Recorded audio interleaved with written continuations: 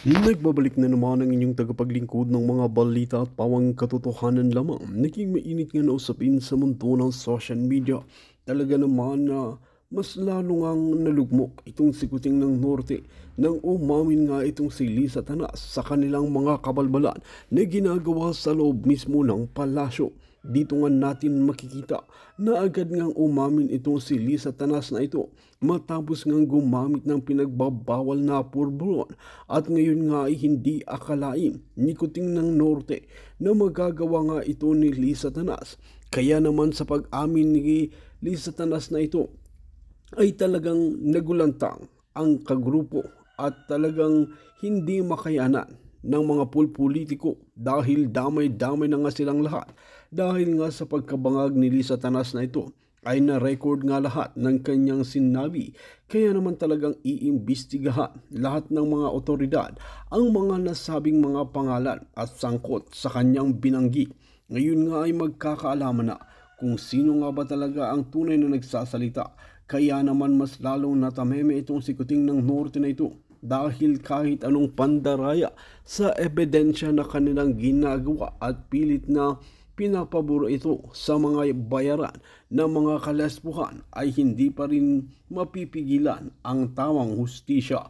Wal mga kaibigan, para nga sa karagdagang impormasyon, panoorin nga natin ang buong video. At kung bago ka lamang sa aking channel, huwag kalimutan i-click ang subscribe button at notification bell para lagi kang updated sa ating mga bagong video. At para sa solid viewers natin dyan, maraming salamat sa walang sawang pagsuporta. Kanyang mga layunin, agenda, although nakita naman natin na na-interview na natin yan. Ano ba ang gusto ninyong maging namumuno sa inyo? Gusto nyo ba yung mga fraudster katulad ni Erich Sylvester? Gusto nyo ba ng katulad ni Bangag na Addictus Benedictus? Gusto nyo ba ng katulad ni Tambaluslos na hawak ng inyong pondo? Buong pondo ng Pilipinas at ang kaya lang sabihin, at pagbigay ng ayuda pero hindi naman nakakarating ng right amount at ninanakaw ng mga ito. At again po, ang solusyon sa ayuda ay ang solusyon sa problema ng bayan ay hindi po ayuda, kundi infrastruktura, mga pagkakakitaan or livelihood program, maayos na edukasyon, maayos na pangangatawan, which is we talk about that a while ago sa PhilHealth, doon sa Kongreso ng Bayan. And I hope tomorrow, 8 p.m. sa Pilipinas ay maging part din kayo dyan sa ating Kongreso ng Bayan. Ipopost natin dyan kung ano mga link.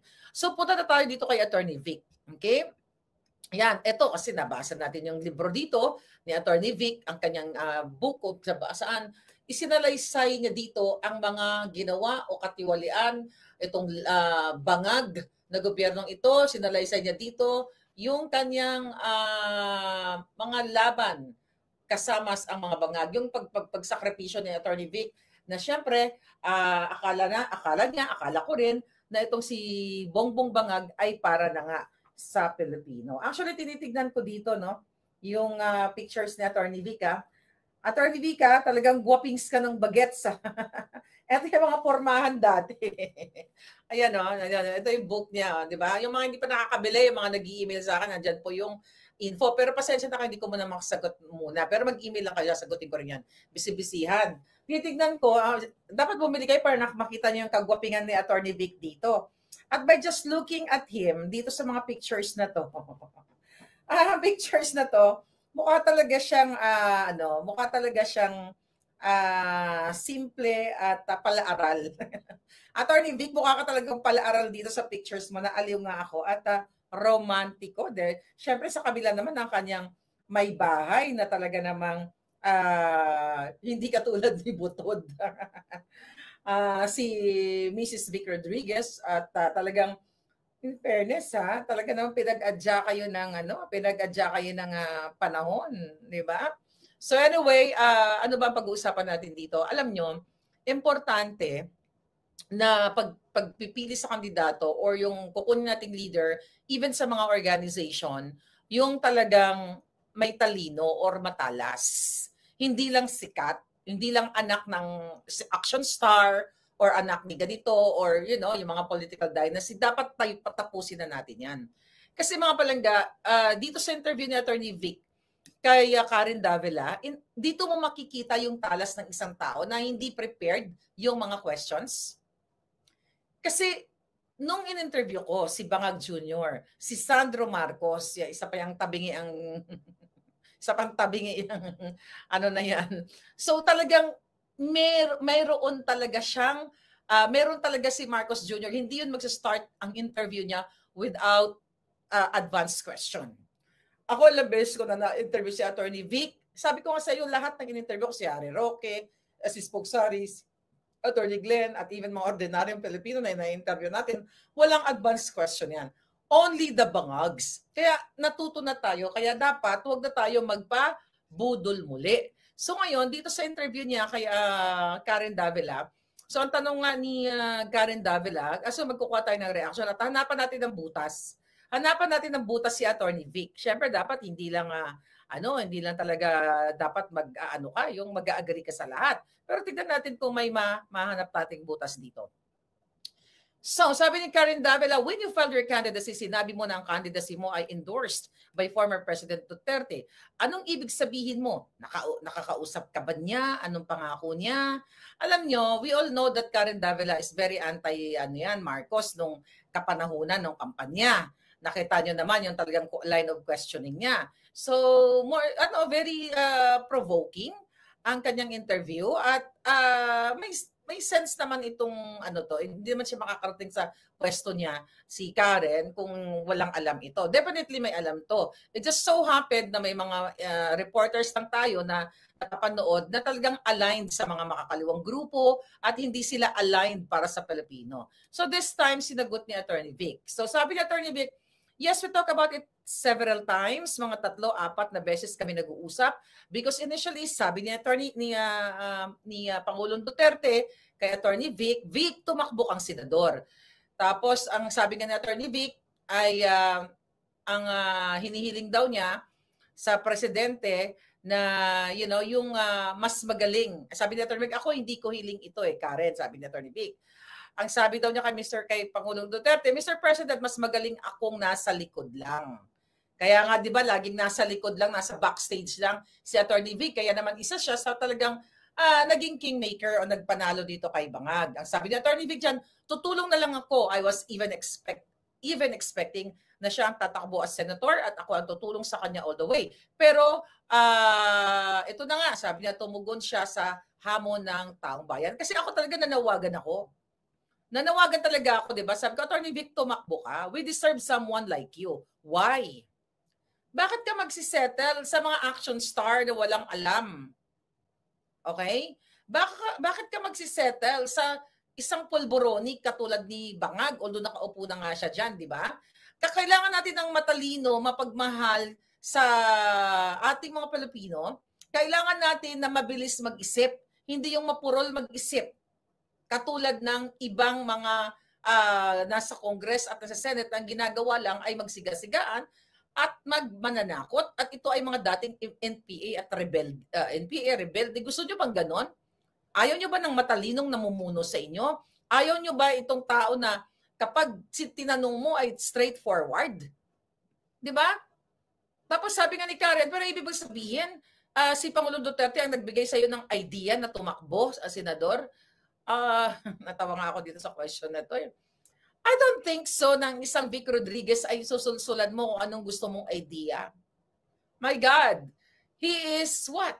He is a brilliant lawyer. Actually, marami si Attorney Vic na mga natutulungan, lingid sa inyong kaalaman, hindi naman natin kailangan expose, na mga inilalapit sa akin. Eto, alam nyo na ngayon, maraming mga nag-i-email sa akin na Miss Maharlika, kailangan ko ng lawyer, baka naman ganito, ganyan-ganyan, may problema, da.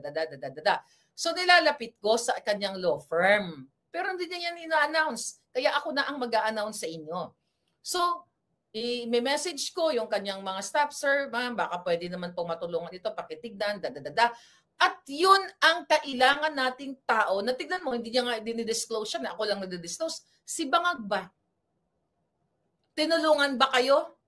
Di ba sabi ko sa inyo, nung time na ako'y nangangampanya pa, may mga inilalapit ako sa kanila, Dedma, kahit kay Amy Marcos, dedma, nakaupo pa si Amy noon.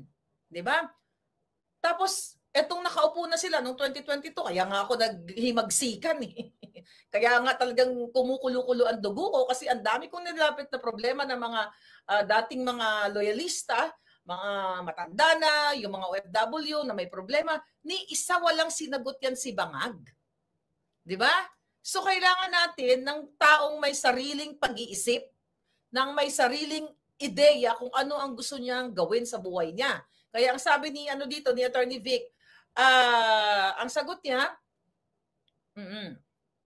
sabi ni Attorney Vic, si Duterte bang nagbigay na idea na tumakbo sa'yo?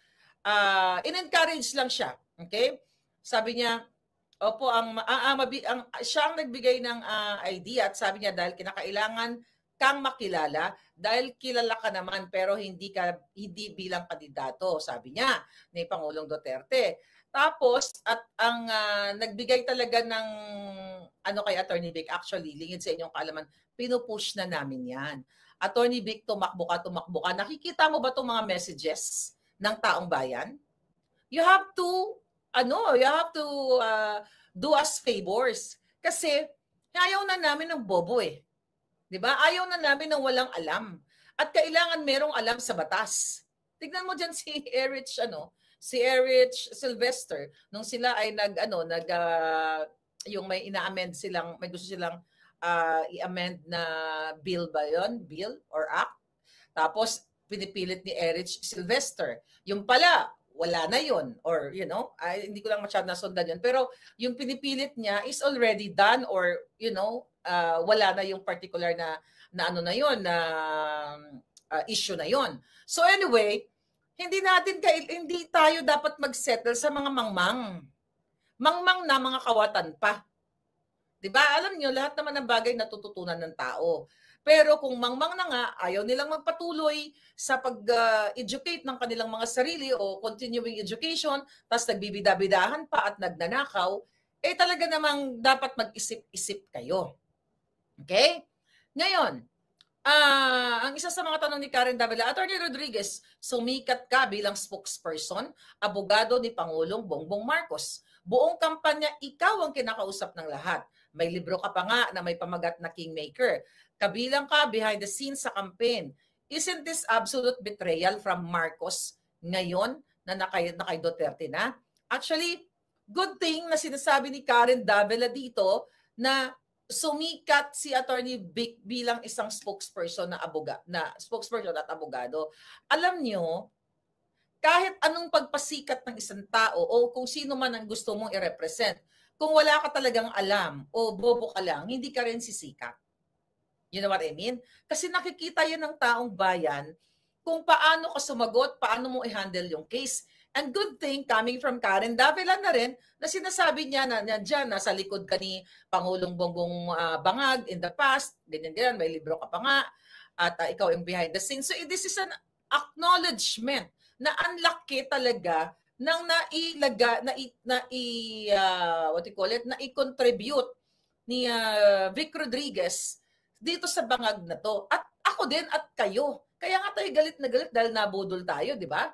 Kaya nga ang sagot ni Vic Rodriguez dyan, hindi betrayal yan. I have always been Duterte Marcos, and in 2022, it was Marcos Duterte. Hanggang ngayon, magkasama kami ni Duterte. Ang nawala ay ang mga Marcos. Yan ang dapat nilang ipaliwanag. Kami ni Duterte, magkasama pa rin hanggang ngayon. Very limited kasi yung time na ito, kaya nakakat din yung sagot ni Attorney Vic. Pero totoo, never ever ako, kayo, di ba? Ang mga Duterte nag-betray sa taong bayan. Ang talagang nag-betray o nag-traidor, nagtaksil sa atin, kundi ang mga Marcos noon hanggang ngayon. Pinagbigyan natin, nagmukha akong Shonga Bells, hindi rin ako natutulog dahil sa kasuporta ng bangag na ito, dahil sabi natin, hindi na yan magnanakaw. At ibabalik nila yung mga frozen assets nila sa taong bayan. Ako, I was really expecting, di ba, na ganun ang mangyayari. Kaya binigyan natin sila ng chance. Yung pala mga jutang ginemes, talagang triple, quadruple lahat, talagang massive corruption at nanakawin nila. At dito sa statement ni Attorney Vic Rodriguez, tama siya dito Never, hindi betrayal yung ginawa niya. Ibig sabihin, nanindigan sa tama. Imagine mo kung si Rodriguez ay inassume yung kanyang, yung appointment ni Bangag after the executive secretary, di ba? Naging chief of staff siya at sinabi niya nga sa interview later na meron siyang papel. At then nandito actually, andyan na lang sa book. Di ba nandito? At dahil sa ginawa ni Lisa Tanas at ni Martin Araneta, ikaw Martin, Jutang Ginemis ka, Attorney Vic, if you're watching, at pag nagkita tayo, I will tell you personally. Okay? Na ang may gumawa sa'yo ng black propaganda, ulit-ulitin ko mga kababayan, kaya ako galit na galit sa walang hiyang Lisa Marcos na ito at itong Bangag na ito. Kasi ako gusto rin nila akong gamitin noon, biktimahin. Nasa Pilipinas pa ako. Yung mga kaibigan ni Bangag, yan sila Lisa Tanas, gusto nila sirain ko at awayin ko si Vic Rodriguez. Never ko pa siya na-meet. Nung umuwi ako sa Pilipinas sa 2 beses, hindi kami magkaibigan. Alam ko lang, nasa likod siya ni Bangag. Di ba? Nakikita ko lang, magaling na abogado, magaling sumagot, prim and proper, maayos manalita, Yun lang ang alam ko. Never kong sinunod si Lisa Tanas, yung mga kaibigan niya, na i-post na si Vic Rodriguez ay may ganitong offshore accounts. Yan ang press release, yung nila, panira nila.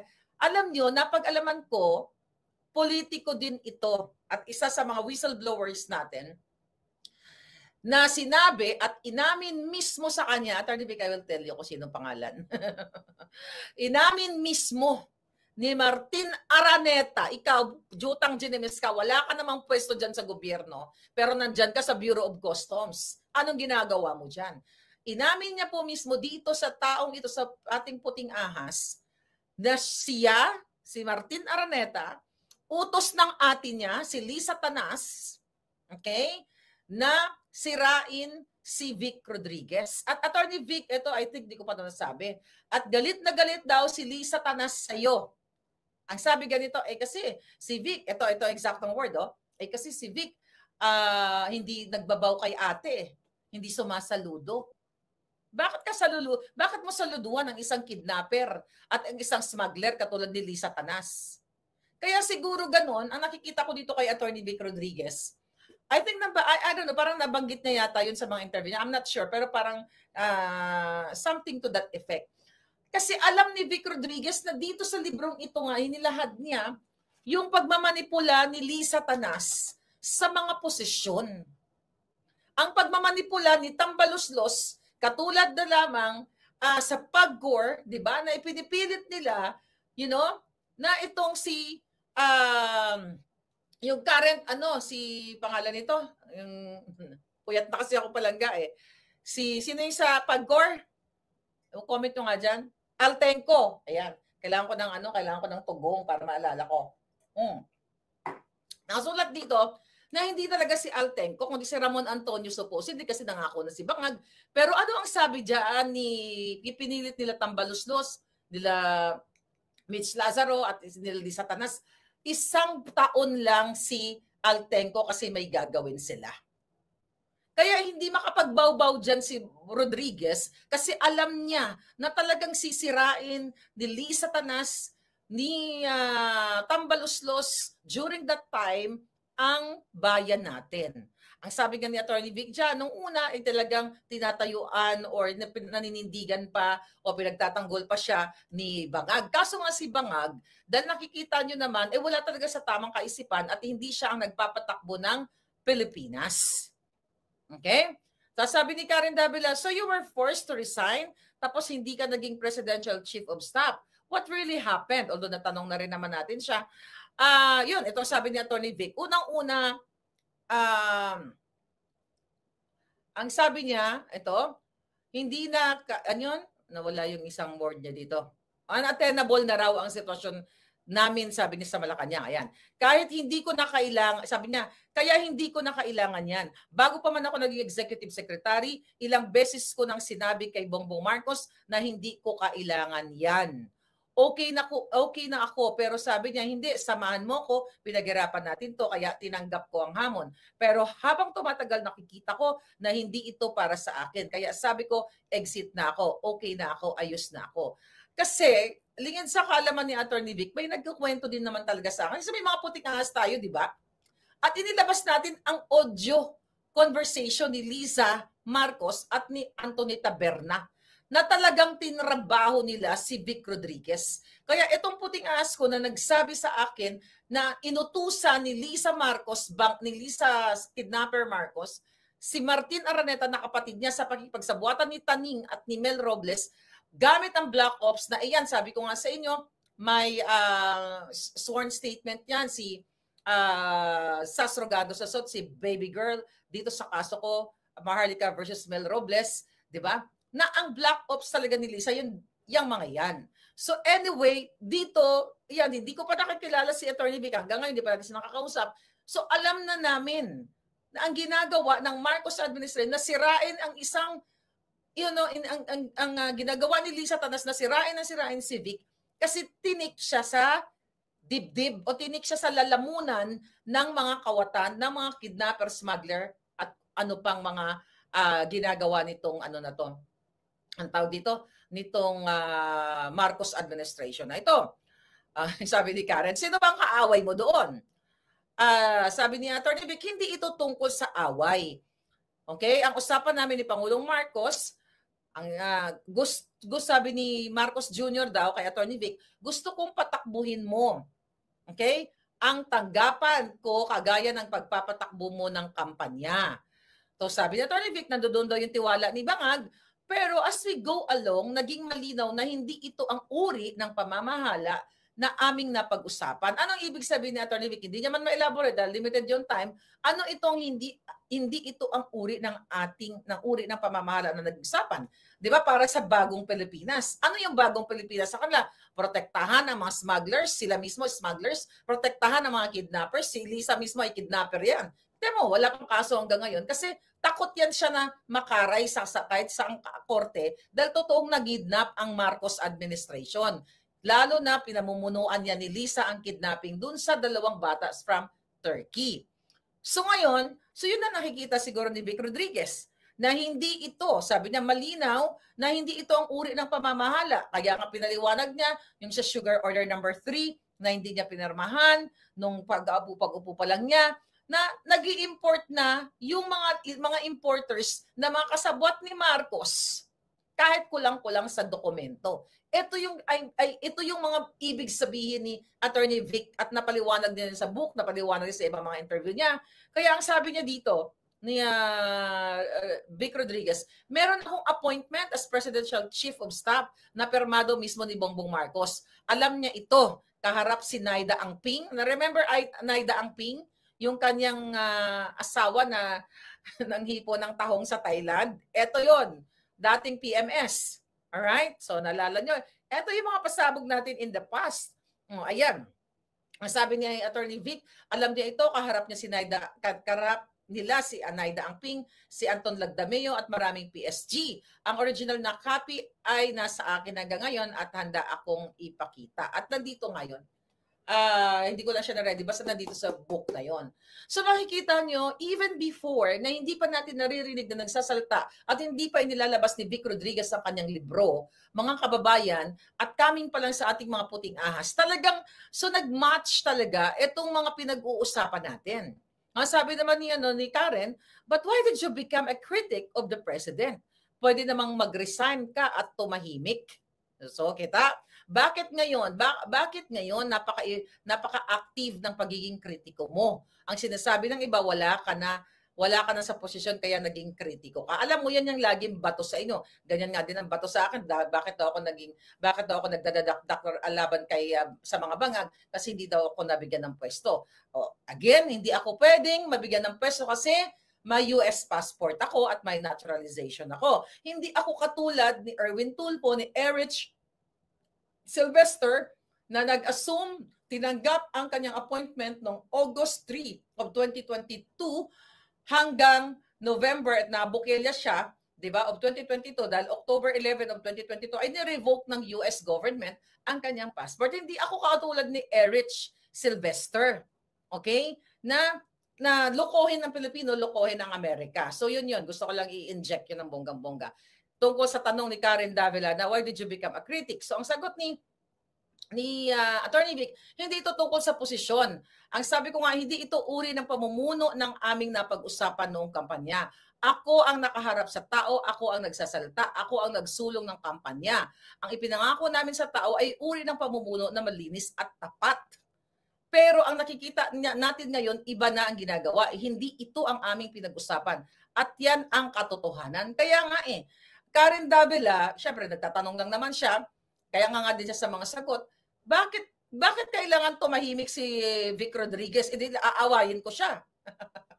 Kung mahimik si Attorney Vic, nag-resign siya ng bongga-bongga at wala na siyang pakialam, then baka naboljak natin siya. Sa halip, hinangaan natin siya dahil nagsulat pa siya ng libro. At matapang niya isinulat lahat ng mga nalalaman niyang anomalya dito sa book na ito. At itong librong ito, magtatatak ito. Iregalo nyo sa inyong mga anak na estudyante, kaibigan, magtatatak sa isipan kung gaano kasama ang bangag na administrasyon, ang Marcos Araneta, Tambaluslos at iba pa nilang mga kasabwat nandito. So, hindi, kaya sabi ko, kung nananahimik si Attorney Vic, for sure, pag-agree kayo, buboljakin natin siya. O bakit ito tahimik? Siguro nabayaran. Siguro ganyan. Di ba? Para pinatahimik na lang, o wag ka. Pero sa kabila ng death threat, di ba, meron din siya niyan, meron din ako. Dahil siya ay nagsulat ng book hinaharap niya yung panganib. The fact na mga bagets pa yung kanyang mga anak, and I'm always, we have to pray for lahat Attorney Vic, sa akin, pagdasal niyo ako ng bongga-bongga dahil pinadalan ako ng assassins dito, alam niyo naman yan. Lumalaban pa rin kami. Kaya alam mo, mga kababayan, ako dahil ba, isa ako sa una talagang nagsalita. Ang pinakauna si Percy Lapid na hindi ko pa siya kilala noon. Hindi ko talaga siya pinapanood. Lingid sa ating kaalaman, may isang Percy Lapid na nagsasalta na laban sa mga Marcos. Akala ko nga ako lang, meron pala nagsasalta na una sa akin. Tignan mo, ginurgur siya. Sinong